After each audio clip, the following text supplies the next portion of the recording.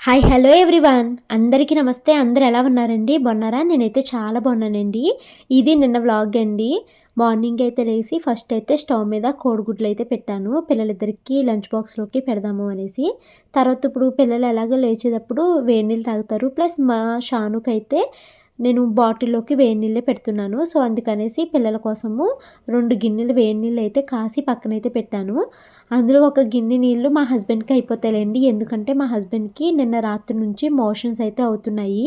చాలా ఎక్కువ మోషన్స్ అయిపోవడం, ఆయన బాగా డీహైడ్రేట్ అయిపోయారు. ఇంక అందుకని ఆయన నాకు ఓఆర్ఎస్ కలిపివ్వ అన్నారు. ఓఆర్ఎస్కి మరిగిచ్చే చల్లార్చిన నీళ్ళలో కలపాలి కదండి. సో అందుకనేసి నీళ్ళైతే మరిగిచ్చేసి పక్కనైతే పెట్టాను, చల్లారుతున్నాయి. ఇంక ఈ లోపల నైట్ మినపప్పు రుబ్బుదాము అనేసి మినపప్పు రాగులు అయితే కలిపి నానబెట్టానండి, రాగి ఇడ్లీలు వేద్దాము అనేసి. సో ఇంకా అది నానబెట్టుకుని పక్కనైతే పెట్టేశాను. ఇంకా రైస్ అయితే ఉడికిపోయింది, అన్నాన్ని అయితే వాష్ చేస్తున్నాను. ఈ లోపల నీళ్ళు మళ్ళీ చల్లారిపోతాయి అనేసి పిల్లలిద్దరికి వాటర్ బాటిల్లో నీళ్ళు కూడా నింపేశానండి. రైస్ ఉడికిపోతే ఇంకా అన్నం అయితే వార్చేసాను. ఇంకా క్విక్గా నేను పిల్లలిద్దరి కోసం బ్రేక్ఫాస్ట్ అయితే వండేసానండి. ఈరోజు నేను సేమియా ఉప్మా అయితే చేశాను. పెద్దగా వ్లాగ్ అయితే ఏమీ షూట్ చేయలేదు, ఎందుకంటే ఈరోజు ఈ వ్లాగ్ అంతా నేను క్లీనింగ్ రొటీన్ అయితే పెట్టుకుంటున్నాను. ఈరోజు పిల్లలిద్దరిని నేనే స్కూల్లో అయితే దింపానండి. మా హస్బెండ్ నాకు అసలు ఓపిక లేదు, నేను దింపలేను, నువ్వు పిల్లల్ని దింపేసుకో, నేను ఇల్లు అయితే క్లీన్ చేస్తాను అనేసి చెప్పారనమాట. ఇంకా వాకింగ్కి రారా అని అడిగాను. మా హస్బెండ్ నేను వాకింగ్ కూడా చేయలేనులే, నువ్వు వెళ్ళి చేసేసుకో అన్నారు. ఇంకా షానుని మనుని స్కూల్లో దింపేసి అటు నుంచి అటే నేను వాకింగ్కి అయితే వచ్చేసానండి.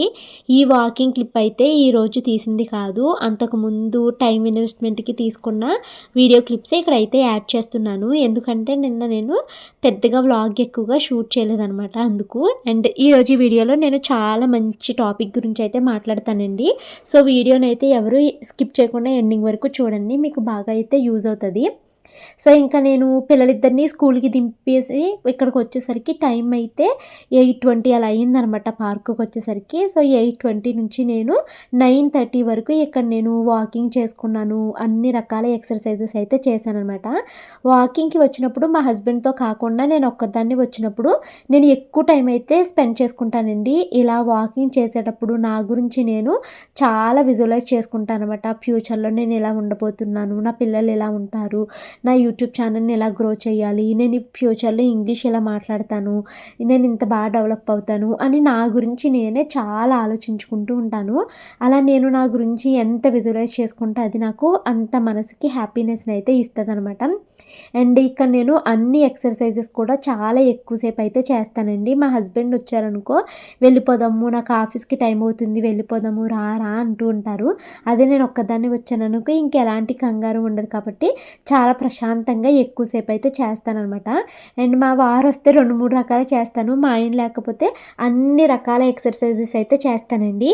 అన్నిటిలో నాకు ఇది చాలా ఫేవరెట్ ఎక్సర్సైజ్, ఎందుకంటే ఇక్కడ చేసినప్పుడు నాకు నడుము నొప్పి అంతా తగ్గిపోతుంది అనమాట. నాకు ఎలా ఉంటుందో తెలుసండి, మార్నింగ్ నిద్ర లేవగానే మెడ కింద నుంచి మనకి బటెక్స్ పై వరకు నడుము బాగా నొప్పి వస్తుంది అనమాట. ఈ ఎక్సర్సైజులు చేసినప్పుడు మెడ నొప్పి అంతా మెడ దగ్గర నుంచి మనకి డెలివరీ అప్పుడు ఇంజక్షన్లు చేస్తారు చూసారండి, అక్కడ వరకు నొప్పి పైనుంచి కిందకి స్లోగా తగ్గుకుంటూ వచ్చేస్తుందండి. అది నాకు చాలా క్లియర్గా చేస్తుంది. ఈ స్ట్రెచెస్ ఎక్సర్సైజ్ చేసినప్పుడు ఆ పైనుంచి నొప్పి కింద వరకు తగ్గుతూ వచ్చేస్తుంది. కానీ ఎన్ని ఎక్సర్సైజెస్ ఎంతసేపు చేసినా ఆ నడుము దగ్గర ఇంజెక్షన్ దగ్గర నుంచి కిందకి కొంచెం వరకు నొప్పి అయితే అసలు తగ్గట్లేదు. ఆ నొప్పి నార్మల్గా నడుస్తున్నప్పుడు రాదు, ఇంట్లో పనులు చేస్తున్నప్పుడు రాదు. కానీ వంగుని నేను కింద ఏదైనా పడ్డాదని తీయడానికి కానీ, లేకపోతే వంగుని గదులు తుడుస్తున్నప్పుడు అప్పుడు నడుము నొప్పి అయితే వస్తుంది అనమాట. అది నేను భరించలేనంత నొప్పి ఏమి కాదు, బట్ ఆ నొప్పిని కూడా తగ్గించాలి, దానికోసం ఏం ఎక్సర్సైజ్ చేస్తే బాగుంటుంది అనేసి అనుకుంటున్నానండి. మరి ఏం చేస్తే తగ్గుతుందో నాకైతే తెలియట్లేదు. ఇంకా ఈ ఎక్సర్సైజ్ కూడా నాకు నచ్చుతుంది, నడుముని భలే తిప్పుతుంది అనమాట. ఇంక ఇక్కడ ఎక్సర్సైజులు చేసుకుని ఇంటికి వచ్చేసానండి. ఇంటికి వచ్చేసరికి టైం అయితే 10 అయితే అయిపోయింది. ఇంకా నేను క్విక్గా కొంచెం ఏమైనా టిఫిన్ తినేసి స్నానం చేసేసి ఎడిటింగ్ వర్క్ అయితే స్టార్ట్ చేయాలి. ఇంకా నేను ఎడిటింగ్ వర్క్ అంతా కంప్లీట్ చేసేసుకున్నానండి. ఎడిటింగ్ వర్క్ కంప్లీట్ అయిపోయిన తర్వాత ఇప్పుడు నేను వంట అయితే చేస్తున్నాను. అంటే మార్నింగ్ పిల్లల కోసము లంచ్ బాక్స్లోకి ఎగ్ అయితే వండాను. అది వాళ్ళిద్దరి కోసం మాత్రమే వండానండి. మా కోసం అయితే నేను చేపల పులుసు అయితే పెట్టుకుందాం అనుకుంటున్నాను. మా హస్బెండ్ అయితే ముందే చెప్పారు, ఈరోజు నేను లంచ్ చేయను, నేను ఒకవేళ తిన్నా పెరుగన్నమే తింటాను, మోషన్స్ అవుతున్నాయి కదా అన్నారు. అయితే ఈ చేపని మొన్న సండే తీసుకొని వచ్చారండి. ఇంక ఎక్కువ రోజు నాకు ఫ్రిడ్జ్లో పెట్టడం ఇష్టం లేదు. అందుకనేసి నేను ఇంకా చేపల పులుసు అయితే వండేస్తున్నాను అనమాట. సో ఎప్పుడు వండేలాగానే వండుతున్నానండి. ఒక 3 ఆనియన్స్ అయితే తీసుకుని దాన్ని మిక్సీలో మెత్తగా చేసేసాను. తర్వాత కొంచెము ఆయిల్ వేసుకుని, ఆయిల్ వేడెక్కిన తర్వాత ఆనియన్ అయితే వేసేసుకుని పచ్చిమిరపకాయ వేసుకుని వేగించాను. అది కొంచెం వేగిన తర్వాత దీంట్లో అల్లం వెల్లుల్లి పేస్ట్, ధనియాలు జీలకర్ర పొడి అయితే వేసుకుని చక్కగా నూనెలో అయితే వేగిస్తున్నాను అనమాట. ఇది కొంచెం వేగిన తర్వాత అది కూరకి కావాల్సినంత పసుపు, ఉప్పు అయితే వేసుకుని చక్కగా అయితే మిక్స్ చేసేసుకోవాలండి. అది కూడా కొద్దిసేపు అయితే నూనెలో వేగిచ్చేసాను. చాలా సింపుల్ ప్రాసెస్సే చేశానండి. దాల్చిన చెక్క ఉంటే అది కూడా వేసుకుంటే బాగుండేది, కానీ నా దగ్గర దాల్చిన చెక్క లేదనమాట. సో ఇంక నేను దాల్చిన చెక్క అయితే వేయలేదు. కారం కూడా వేసేసుకుని కారం ఇదంతా కాసేపు నూనెలో అయితే వేగనివ్వాలి. ఈ చేపల పులుసుకి నాకు ఇదే అర్థం కాదండి, నూనె సరిపోలేనట్టు ఉంటుందని మళ్ళీ ఇంకో డొక్కు నూనె వేయడము, మళ్ళీ సరిపోలేదు అనేసి మళ్ళీ ఇంకొక 2 స్పూన్లు నూనె వేయడము, అలా అయితే చేస్తూనే ఉన్నాను. ఒక మొత్తానికి 4-5 స్పూన్లు నూనె అయితే తాగేసింది ఈ చేపల పులుసు. చక్కగా చేపలు ఫ్రిడ్జ్లో పెట్టానేమో గట్టిగా అయినాయండి, చాలా బాగుంది. ముక్క ఎక్కడ విడిపోకుండా చాలా బాగా వచ్చిందనమాట చేపల పులుసు అయితేని.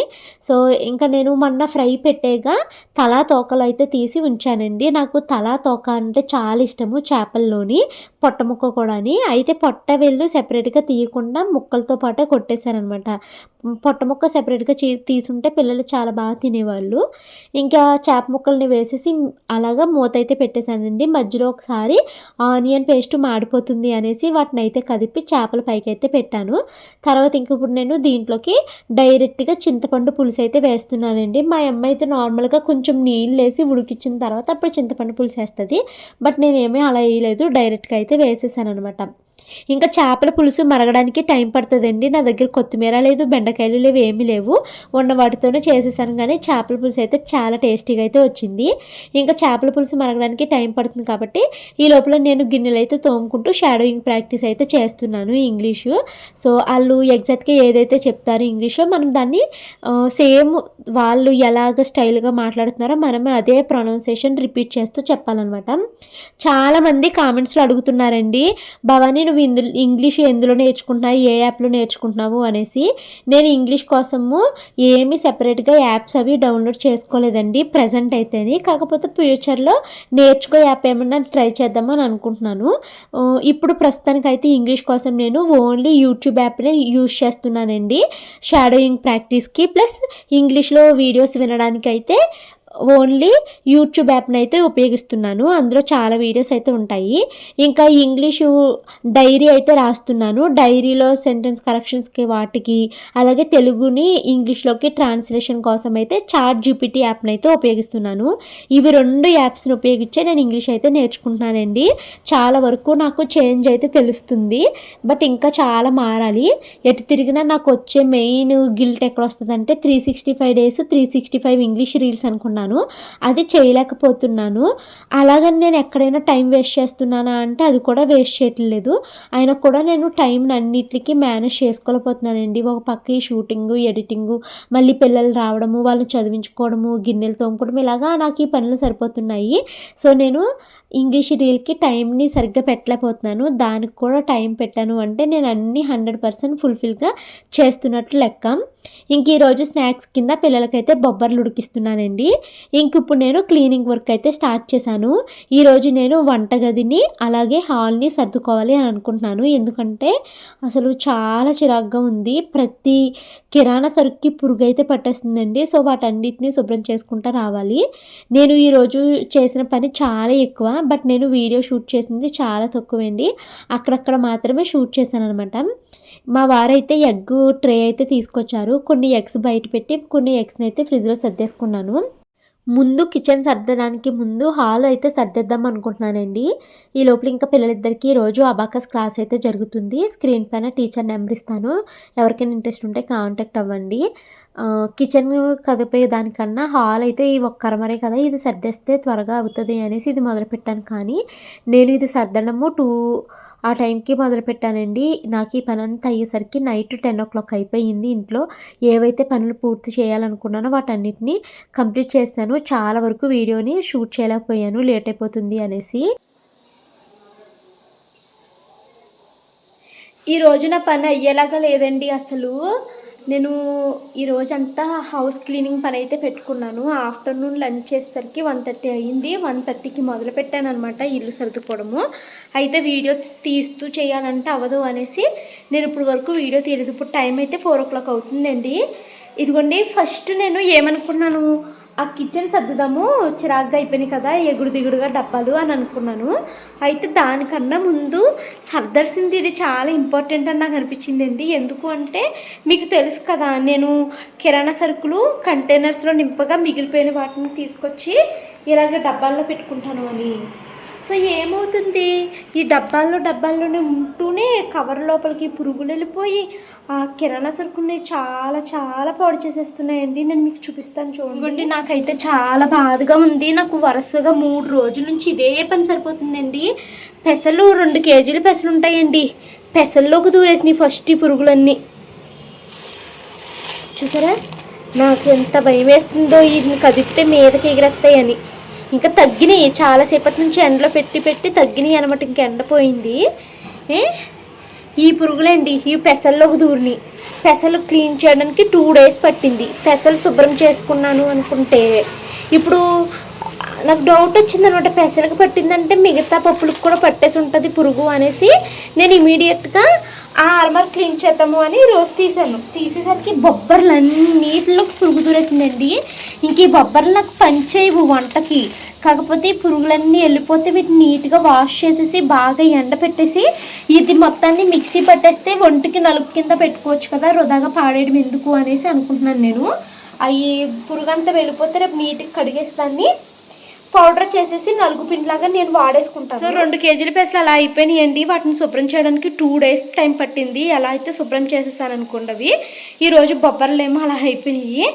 తర్వాత అయితే ఇంకా మిగతా అన్నీ వరస పెట్టి సర్దుకుంటూ వచ్చాను. శనగలు కూడా ఒక 2 కేజీల వరకు ఉన్నాయి. పిల్లలకి ఈవినింగ్స్ ఉడకేసి పెడతాను కదా, అదృష్టం కొద్దీ ఒక్క శనగగింజ కూడా పాడవలేదు, లేకపోతే నేను ఏడ్చేద్దును. శనగలు బోల్ రేట్ అసలు. ఇంకా శనగలు అన్నింటిని తీసుకొచ్చి ఫ్రిడ్జ్లో పెట్టేశాను. ఇంకా కొన్ని బొబ్బర్లు ఉంటే బొబ్బర్లు కూడా కవర్లోకి వెళ్ళలేదు, ఆ బొబ్బర్లు ఫ్రిడ్జ్లో పెట్టేశాను. ఇవేంటమ్మా, ఆల్మండ్స్ అవి కూడా ఫ్రిడ్జ్లో పెట్టేసుకున్నానండి. నాకేమో ఫ్రిడ్జ్ ఎక్కువ ఖాళీ ఉండదు. పప్పు రుబ్బాను అనుకోండి ఫ్రిడ్జ్ నిండిపోతుంది. ఈరోజు పప్పు రుబ్బుతాను, ఫ్రిడ్జ్ ఖాళీ ఉండదు. కూరగాయలు తెచ్చుకున్నప్పుడు ఫ్రిడ్జ్ ఖాళీ ఉండదు. ఇంకా అందుకనేసి కూరగాయలు ఆపేసి మొత్తం ఆ కిరాణా అంతా ఫ్రిడ్జ్లో పెట్టేశాను. ఇంకా ఈ 3 డబ్బాల్లో కిరాణా ఉందండి. ఇది వచ్చేసి వడియాలు అనమాట. అమ్మ వడియాలు ఎప్పుడో పట్టిస్తుంది సమ్మర్కి, ఆ వడియాలు ఉన్నాయి. ఇంక ఇవి 2 ఉన్నాయి కదా, ఆ 2 డబ్బాలు కిరాణా సరుకులేనండి. వాటిని శుభ్రం చేసుకుని మళ్ళీ అదే ప్లేసుల్లో పెట్టాను. ఎందుకంటే అవన్నీ గట్టిగా కవర్ ప్యాకింగ్లో ఉన్నాయి కాబట్టి పాడవన్న ఉద్దేశంతో. ఇప్పుడు ఈ అర్మర్లో అవసరమైనవి ఉంచి అవసరం లేని అన్నీ తీసి పడేసి ఈ అర్మర్ నీట్గా సర్దుకుంటూ రావాలి. బియ్యం అయిపోవచ్చినాయండి. ఆ బ్లూ టిన్నును బియ్యం అయిపోవచ్చినాయండి ఆ బ్లూ టిన్లోవి. సో ఇక్కడ బియ్యం ఉన్నాయి, ఇవి రేషన్ బియ్యం అనమాట. సో ఈ రేషన్ బియ్యాన్ని అందులో వేసేస్తే ఇక్కడ ప్లేస్ ఖాళీ అవుతుంది, 3 డబ్బాలని పెట్టేసుకోవచ్చు. సో ఇవి ఈ రోజు ఇంక ఈ పని అయితే చేస్తూ బ్యాక్గ్రౌండ్లో వేరే దాని గురించి మాట్లాడుకుందాము. ముందైతే బియ్యం చాలా ఉన్నాయండి. నేను ఒకేసారి మా చిన్నమ్మ దగ్గర 100 కేజీల రేషన్ రైస్ అయితే తీసుకుంటూ ఉంటానన్నమాట. అంటే మా చిన్నమ్మ వాళ్ళు అపార్ట్మెంట్లో ఉంటారు కదా, వాళ్ళ అపార్ట్మెంట్లో చాలామంది రేషన్ బియ్యాన్ని అమ్మేస్తూ ఉంటారంటండి. కేజీ 10 రూపాయలకి 15 రూపాయలకి చిన్నమ్మ అయితే కొనుంచుతుంది. సో చిన్నమ్మ దగ్గర నుంచి నేనైతే తీసుకుని తెచ్చుకుంటానమాట. ఎప్పుడైనా వాళ్ళు మా ఇంటికి వచ్చినప్పుడు ర్యాపిడోకి వస్తారు కదా ఆటోకి, అందులో వేసుకుని తీసుకొస్తుంది. లేదా నేనే వెళ్ళి ఒకేసారి 50 కేజీలు 70 కేజీలు 100 కేజీలు బియ్యం అయితే తీసుకుని తెచ్చుకుంటాను. ఇలా ఒకసారి తెచ్చుకుంటే 6-7 నెలలు మళ్ళీ మేము అక్కడ నుంచి బియ్యం తెచ్చుకునే పని అయితే ఉండదు. అలాగా రీసెంట్గా తెచ్చుకున్న బియ్యం అండి. సో ఆ బియ్యాన్నిటిని అయితే తీసుకుని నేను ఇప్పుడు డబ్బాల్లో అయితే నింపుకుంటున్నాను. ఇంట్లో ఎప్పుడు బియ్యం ఇలాగా పుష్కలంగా ఉంటాయండి. నేను ఆ విషయంలో చాలా అదృష్టవంతురాలినేమో అని అనిపిస్తుంది. నా చిన్నప్పటి నుంచి మా ఇంట్లో కూడా బియ్యము చాలా ఎక్కువ ఉంటాయి. ఎందుకంటే నాన్నకి కాలు సరిగ్గా ఉండదు కాబట్టి అమ్మ వాళ్ళకి 35 కేజీల బియ్యం అయితే గవర్నమెంట్ ఇచ్చేదనమాట. సో ఇంకా బియ్యం ఎప్పుడు మా ఇంట్లో ఇలా పుష్కలంగానే ఉండేవి చిన్నప్పటి నుంచిని. ఇప్పుడు నా ఇంట్లో కూడా దేవుడు అలాగా నిండుగా ఉండేలాగానే ఇచ్చాడు అనేసి నేను అది చాలా బ్లెస్డ్ కింద ఫీల్ అవుతాను. మా చిన్నమ్మ ఇలా కొని నాకు ఇవ్వడం కూడా నాకు చాలా అదృష్టమనే అనిపిస్తుంది. అండ్ ఈ మధ్యలో రేషన్ రైస్ అయితే చాలా సన్న బియ్యం ఇస్తున్నదండి గవర్నమెంట్ అయితేనే. అసలు మనము చాలా రేటు పెట్టి 1500 పెట్టి కర్నూలు మైసూర్ బియ్యం అని కొనుక్కుంటాం కదా, సేమ్ అలాంటి బియ్యాన్ని ఇప్పుడు రేషన్ రైస్లో ఇస్తుంది గవర్నమెంట్ అయితేని. సో చాలామంది రేషన్ రైస్ ఎందుకు అది ఇది అనుకుంటారు, కానీ నాకు తెలిసినంత వరకు చిన్నప్పటి నుంచి నేను ఇవే తిన్నాను. మా అత్తయ్య వాళ్ళ ఇంట్లో కూడా ఇదే తింటారు. ఇదే హెల్దీ అండి. మనము మరీ ఎంత సన్న బియ్యం తినేస్తే అంత హెల్దీ కాదని నాకు అనిపిస్తుంది అనమాట. అండ్ నేనైతే ఒకసారి అనుకుంటాను, దేవుడు నిజంగా ఒక 5-6 నెలలు మనకి కరువు లాంటిది వచ్చినా కూడా సరిపడా తినేంత తిండి దేవుడు మాకు ఇచ్చాడు, చాలా అదృష్టం కదా అనేసి అనిపిస్తూ ఉంటుంది అనమాట. బియ్యం అయితే ఎప్పుడు ఇలాగ స్టోర్ ఉంచుకోవడమే బెస్ట్ అండి. ఏ టైంలో మనకి ఎలా వస్తుందో తెలీదు. రేషన్ రైస్ కదా అనేసి చిన్న చూపు కూడా చూడక్కర్లేదు. నేను మొత్తము స్టీల్ దాని నిండా నింపేశాను. తర్వాత ఏమో ఈ బ్లూ టిన్ మొత్తానికి బియ్యం అయితే నింపేసుకున్నానండి. ఇప్పుడు ఈ అరమర అయితే సర్దడం స్టార్ట్ చేశాను. వీడియో అయితే ఫాస్ట్ ఫార్వర్డ్లో పెట్టేస్తున్నానండి. ఇక్కడ నేను ఒక విషయం గురించి అయితే మీతో మాట్లాడతాను. చాలామంది ఇలా అనుకుంటూ ఉంటారు కదండి, నాకు కాన్ఫిడెన్స్ లేదు అనేసి. అంటే నా గురించి చెప్పట్లేదు, చాలామంది తమలో తాము నాకు కాన్ఫిడెన్స్ సరిగ్గా లేదు అనేసి అనుకుంటూ ఉంటారు. కానీ నిజం ఏంటంటే అండి, కాన్ఫిడెన్స్ అన్నది మనకి పుట్టుకతో రాదు, ఒక్క రోజులో వచ్చింది కూడా పోదనమాట. మనం రోజు చేసే కొన్ని పనులు, చిన్న చిన్న అలవాట్లు మన కాన్ఫిడెన్స్ని మెల్లగా తగ్గించుకుంటూ వెళ్ళిపోతాయండి. సో ఈరోజు ఈ వీడియోలో మనము అలాంటి 5 అలవాట్ల గురించి అయితే మనం చెప్పుకుందాము. అలాగే నన్ను నేను కూడా ఇక్కడ మీకు చెప్తాను నా గురించి కూడాని. మన కాన్ఫిడెన్స్ తగ్గిపోవడానికి 5 అలవాట్లండి. అందులో ఫస్ట్ వచ్చేసి మనము అవసరం లేకుండా ప్రతిదానికి ఎక్స్ప్లెనేషన్ ఇస్తూ ఉంటాము. సో ఇలా ఎంత ఎక్స్ప్లెనేషన్ ఎదుటి వ్యక్తికి ఇస్తూ ఉంటామో అంత మన కాన్ఫిడెన్స్ తగ్గిపోతుంది. అలాగే అవతల వ్యక్తికి మనము చాలా ఇది ఏంటంటే మనని చులకనగా చూసే ఫీలింగ్ కూడా వాళ్ళకి కలుగుతుందనమాట. సో ఎవరైనా ఒక చిన్న మాట అన్నా మనము వాళ్ళకి జస్టిఫికేషన్ ఇవ్వాల్సిన అవసరం లేదు. నేను అలా చేయలేదు, ఇలా ఎందుకు జరిగిందంటే, అలా ఎందుకు జరిగిందంటే వద్దు, ఇవన్నీ అవసరం లేదండి. అసలు మనం ఎక్స్ప్లెయిన్ చేయాల్సిన అవసరమే ఉండదు. ఎక్కువ ఎక్స్ప్లెయిన్ చేసామనుకోండి, మన మాటకి మనమే వాల్యూ తగ్గించుకున్న వాళ్ళం అవుతాము. కాన్ఫిడెన్స్ ఉన్న వ్యక్తి అంటే అండి ప్రతి చిన్నదానికి ఎక్స్ప్లెనేషన్ ఇవ్వరంట, అవసరం ఉన్నప్పుడు మాత్రమే మాట్లాడతారంట. సో భవాని, నువ్వు చాలా విషయాలకి చాలా ఎక్స్ప్లెనేషన్ ఇస్తూ కామెంట్స్ ఏమైనా వస్తే దానికి వీడియోలు చేస్తూ ఉంటావు కదా అనేసి ఇప్పుడు మీరు నన్ను అడగొచ్చు. నేను మీకు చాలాసార్లు చెప్పానండి, నాకు వచ్చే కామెంట్స్ని నేను కంటెంట్ కింద యూజ్ చేసుకుంటున్నాను. సో ఆ కామెంట్ని నేను కంటెంట్ కింద వాడినప్పుడు నాకు వ్యూస్ కూడా బాగా వస్తాయి అనమాట. చాలామంది నేను మీ కామెంటే నా కంటెంట్ సిరీస్ చేసినప్పుడు అలా బాధపడకు భవాని ఇలానే అంటారు. నేను చాలాసార్లు చెప్పాను, ఏవండి నేను ఈ కామెంట్స్కి బాధపడట్లేదు, వాళ్ళ కామెంట్ని నేను కంటెంట్ కింద వాడుకుని దాని ద్వారా కూడా మనీ సంపాదిస్తున్నాను అని చెప్పాను మీకు. ఇక్కడ నేను ఎవరి కామెంట్కి నేను ఎక్స్ప్లెనేషన్ ఇవ్వట్లేదు, జస్ట్ సమాధానం చెప్తున్నాను. ఆ కామెంట్కి నేను ఫీల్ అయిపోతూ కూర్చోవట్లేదు, అయ్యే వాళ్ళు నన్ను ఇలా అన్నారు, నన్ను మిస్అండర్స్టాండింగ్ చేసుకున్నారు అనేసి నేను వాళ్ళకి ఎక్స్ప్లెనేషన్ ఇవ్వట్లేదు. నేను మంచిదాన్ని, నేను గొప్పదాన్ని, నేను అలాంటి దాన్ని కాదు, ఎలాంటి దాన్ని కాదు అనేసి కూడా నేను వాళ్ళకి జస్టిఫై చేసుకోవట్లేదు. నేనేంటంటే ఇక్కడ కంటెంట్ కింద యూజ్ చేసుకుంటున్నాను. అండ్ వాళ్ళు ఏదో అన్నారు కదా అనేసి అది మనసులో పెట్టేసుకుని కుమిలిపోతూ బాధపడుతూ కూడా నేను కూర్చోట్లేదనమాట. సో ఎవరైనా మిమ్మల్ని ఒక మాట అన్నా, లేకపోతే ఎవరైనా మిమ్మల్ని అపార్థం చేసుకున్నా, అరే అలా కాదు ఇలా కాదు అనేసి ఎక్స్ప్లెనేషన్ అవసరం లేదు. ఒక మాట, అది అలా కాదు ఇలా అన్నాను నేను, ఇలా జరిగింది అని చెప్పేసి వదిలేస్తే చాలు. మనం ఎంత ఎక్స్ప్లెనేషన్ ఇస్తే అంత మన కాన్ఫిడెన్స్ తగ్గిపోతుంది. అలాగే ఎదుటి వ్యక్తికి మనం తప్పు చేసిన వాళ్ళలాగానే కనిపిస్తూ ఉంటాము.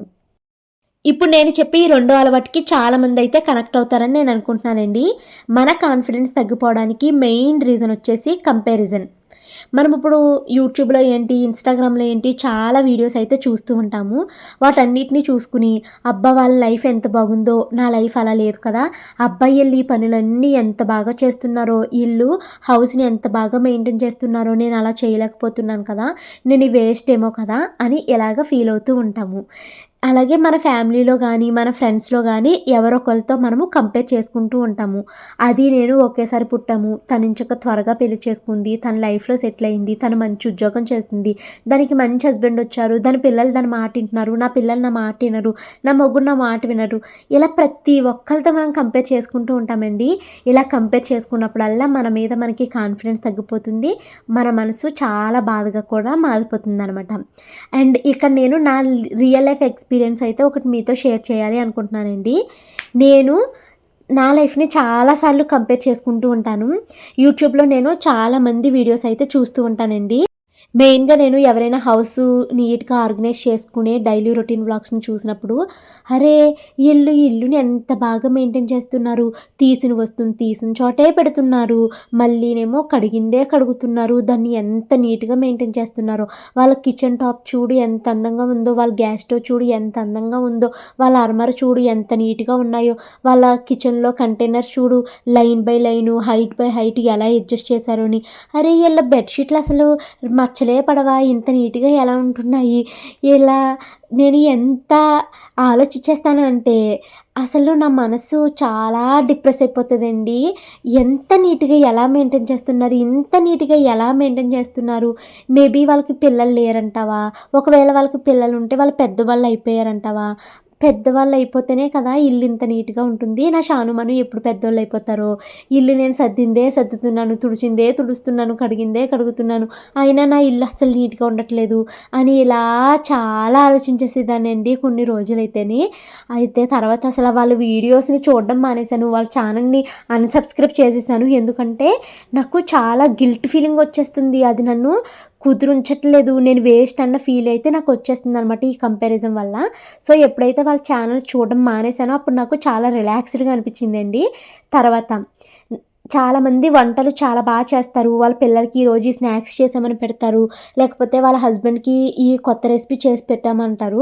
నేనేమైనా ఒక కొత్త రెసిపీ ట్రై చేశానంటే ఆ రోజు ఇంట్లో నాకు చాలా పని అయిపోతుంది, ఆ రెసిపీ అటర్ ఫ్లాప్ అయిపోతుంది, ఆ ఫుడ్ అంతా వృధా అయిపోద్ది, ఫుడ్ వేస్ట్ అయిపోయిందన్న బాధ, నా హస్బెండ్కి మంచిగా వండి పెట్టలేదన్న బాధ, నా పిల్లలు అడిగిందల్లా చేయలేదన్న బాధ, నేను కొత్త కొత్త వంటలు చేయట్లేదన్న కంపారిజన్, ఇది మళ్ళీ నా మనసుకి చాలా డిప్రెషన్ కింద అనిపిస్తుందండి. సో ఇంకా అందుకనేసి నేను కొత్త కొత్త రకాల వంటలు ఎవరైతే వాళ్ళ హస్బెండ్కి చేసి పెడుతున్నారో ఆ ఛానల్స్ అన్నీ చూడడం అయితే మానేశాను. ఎందుకంటే అవి చూస్తున్నాను అనుకోండి, నేను ట్రై చేస్తాను, అటర్ ఫ్లాప్ అయిపోద్ది, ఫుడ్ వృధా అయిపోద్ది, పిల్లలకి సరిగ్గా పెట్టలేను, అది తిన్నారు, మళ్ళీ దాన్ని డస్ట్బిన్లో వేయాలంటే బాధ, ఇవన్నీ నాకు ఎందుకు, నాకు వచ్చినయే నేను చేస్తాను, నా అమ్మ నా చిన్నప్పుడు నాకు ఏవైతే చేసి పెట్టిందో అవే ట్రై చేద్దాము అనేసి నేను అవి కూడా చూడడం అయితే మానేశాను అనమాట. సో ఇక్కడ నాలో కూడా ఒక గొప్పతనం ఉండే ఉంటుంది, అందరూ అన్ని విషయాల్లో గొప్పోళ్ళు అయిపోరు కదా, ప్రతి ఒక్కరికి వంటలు చేయడం వచ్చేది, ప్రతి ఒక్కళ్ళు ఇల్లుని అంతే గొప్పగా ఆర్గనైజ్ చేసేయలేరు, ఒక్కొక్కళ్ళు ఒక్కో టాలెంట్ ఉంటుంది. నాలో ఉన్న టాలెంటు నేను పని మనిషిని పెట్టుకోలేకపోయే ఎంత పనైనా నాలో నేను నా ఇంట్లో నేను చేసేయగలుగుతాను. అలాగే నేను ఏదైనా ఒక టాపిక్ని అనుకుంటే ఆ టాపిక్ గురించి నేను కంటిన్యూస్గా మాట్లాడగలుగుతాను. ఇవి నాలో ఉన్న నా టాలెంట్స్. నాకు లేని టాలెంట్స్ ఏంటి, వంట చేయడం రాదు, ఇల్లుని అందరూ మెయింటైన్ చేసేసి అంత నీట్గా నేను ఆర్గనైజ్ చేయలేకపోవచ్చు. సో నేను ఎదుటి వ్యక్తితో నన్ను నేను కంపేర్ చేసుకోవడం మానేశానండి. అలాగే అవి నన్ను చూసిన ప్రతిసారి చాలా డిప్రెషన్లోకి గెంటేస్తుంది, ఆ రోజంతా వృధా అయిపోతుంది అనిపించింది కాబట్టి ఆ వీడియోస్ చూడడం కూడా మానేశాను. నేను ఇప్పుడు నుంచి వంటల వీడియోలు చూడట్లేదు, ఎవరైతే ఇల్లు నీట్గా ఆర్గనైజ్ చేసుకున్నామని పెడతారో వీడియోలు అవి చూడడం మానేశాను. ఎందుకంటే నాకు అవి ఒక రకమైన ఏంటంటే తెలియని బాధని కలిగిస్తున్నది. మనసంతా రిపీటెడ్గా అరే వాళ్ళు అలా చేయగలిగారు కదా, నేను ఎందుకు ఇలా చేయలేకపోతున్నాను అన్న ఆలోచన, కంపారిజన్ అయితే వచ్చేస్తుంది అనమాట. ఇది నాకు హ్యాపీనెస్ని ఇవ్వట్లేదు. సో నన్ను హ్యాపీగా ఉంచలేని ఏవి నాకు అవసరం లేదు అనేసి అవి చూడడం అయితే మానేశాను అనమాట.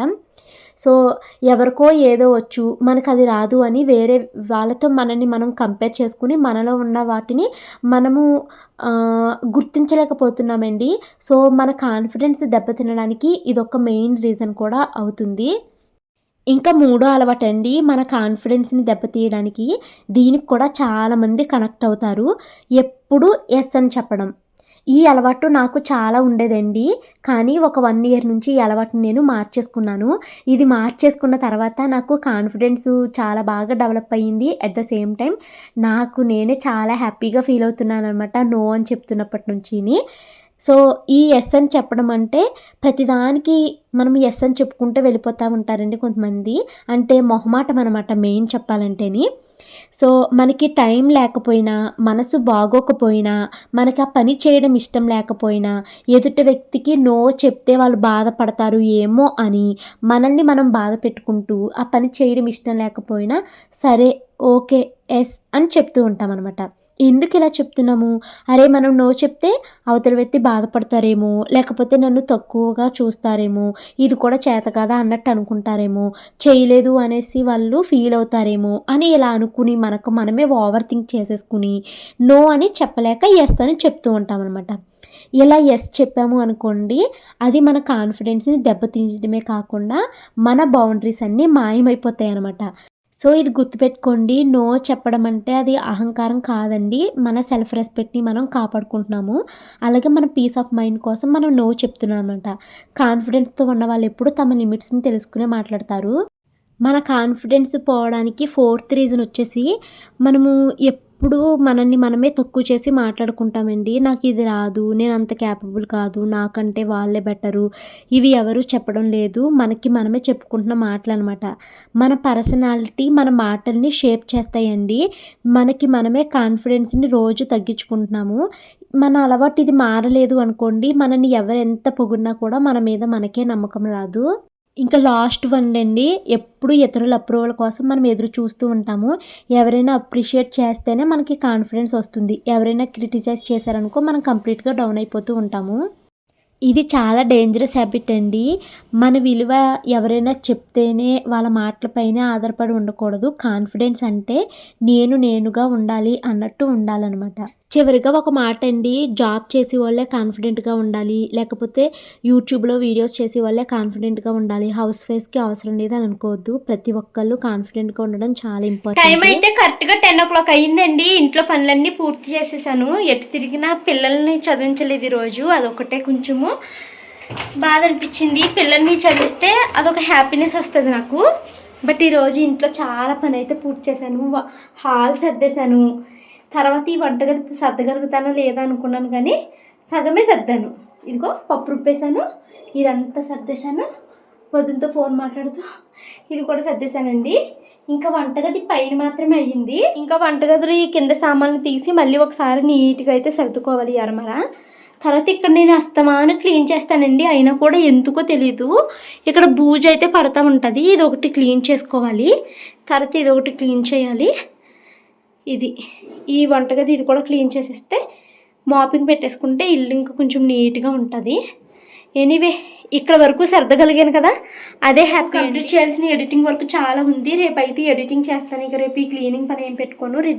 జస్ట్ మార్నింగ్ రొటీను, పిల్లలతో డే ఎలా గడిచింది ఏంటి ఇదే షూట్ చేస్తాను.